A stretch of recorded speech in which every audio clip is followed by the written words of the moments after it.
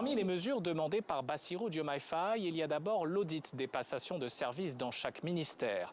En clair, l'inspection générale d'État sera chargée d'examiner comment le budget de chaque administration a été utilisé au cours des dernières années. La semaine dernière, le président avait déjà demandé des comptes aux différents ministères sur l'utilisation des ressources humaines et budgétaires.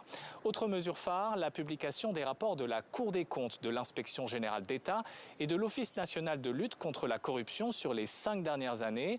C'était une demande de longue date de la société civile qui s'était inquiétée à plusieurs reprises de voir ces rapports rester confidentiels sous la présidence de Macky Sall. Enfin, plusieurs partenariats publics-privés sont aussi pointés du doigt et feront l'objet de contrôles spécifiques.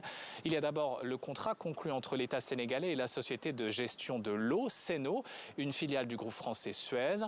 Et dans le domaine des infrastructures maritimes, la concession des chantiers navals de Dakar, accordée depuis 1999 à une filiale du groupe portugais Lisnave, ainsi que l'édification du port en eau profonde de Ndayane par la société émirienne DP World.